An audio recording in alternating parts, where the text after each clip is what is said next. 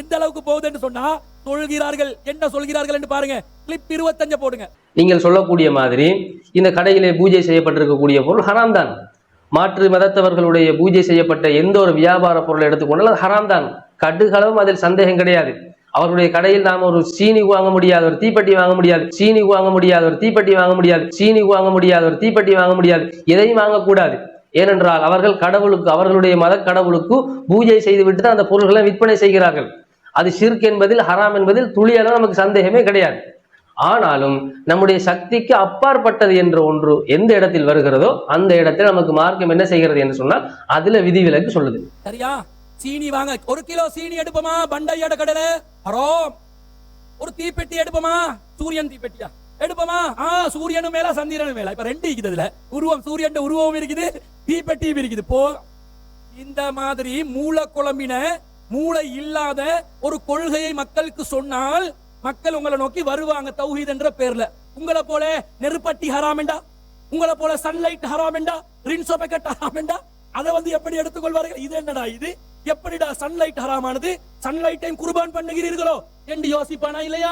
அல்லாஹ் சொல்லி இருந்தால் ஹராம் என்றால் ஹராம் தான். அது சன்லைட்டா இருந்தாலும் நெருப்பட்டியா இருந்தாலும் பரவாயில்லை. ஆனா அல்லாஹ் ஹராமாக்கினானா?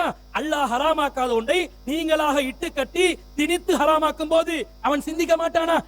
இவங்களை பொறுத்த இந்த அணியை அவர்கள் கவனித்தால், முஸ்லிம் அல்லாதவர்கள் சிலோன் தௌஹீத் ஜமாத் அல்லாஹ் ஹராம் சொன்ன நஸ்ஸின் அடிப்படையில், ஆதாரத்தின் அடிப்படையில் ஒன்றை ஹராம் என்று சொல்கிறார்கள். எண்ணிக்கையில் அடங்கக்கூடியதாக இருக்கிறது. ஆனால் மௌலவி கபீர் தரப்பினர்கள் எப்படிப்பட்ட நிலையில் இருக்கிறார்கள்? எல்லாமே ஹராம் தானாம். அவன் நிர்பந்தத்துல தான் பயன்படுத்தி கொண்டிருக்கிறான். அவனே கன்ஃபியூஸ் ஆக மாட்டான். டேய், பேரன் லவ்லிக்கு என்னடா நிர்பந்தம் இருக்கிறது என்று கேட்டால் என்ன பதில் சொல்வீர்கள்?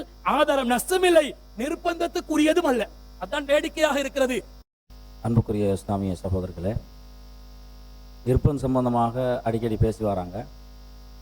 அந்த விடயத்தை பொறுத்த வரைக்கும் பொதுவாக நம்ம எப்படி தெளிவாக குறிப்பிடும் கேட்டால், இந்த நாட்டில் நாங்கள் வாழுகிற பொழுது விரும்பிய விரும்பாமல் நிர்பந்தத்தில் வாழ்ந்து கொண்டிருக்கிறோம். அதில் யாரும் மறக்க மாட்டான்.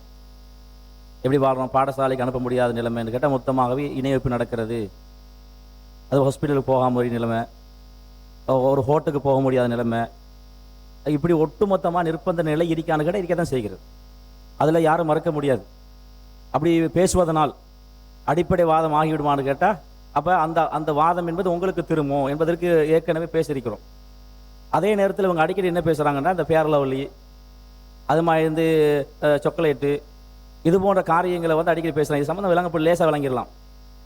பொதுவாக பார்த்தீங்கன்னா யாருமே என்ன செய்யறதுன்னு கேட்டால், ஒரு மாற்று மத சகோதரர்கள் எப்போவுமே இந்த தனக்கு அல்லாஹ்விடத்தில் பிரார்த்தனை செய்வான். அவங்களோட கடவுளத்தில் அவரோட கடவுளத்தில் பிரார்த்தனை செய்வான். எப்படி பிரார்த்தனை செய்வான்னு கேட்டால், தனக்கு என்ன செய்யணும்னு கேட்டால் லாபம் கூட கிடைக்கணும், அல்லது இன்றைய தொழில் கிடைக்கணும்ன்றா என்ன செய்வான்னு கேட்டால் ஆரம்பிக்கிற போல செய்வாங்க.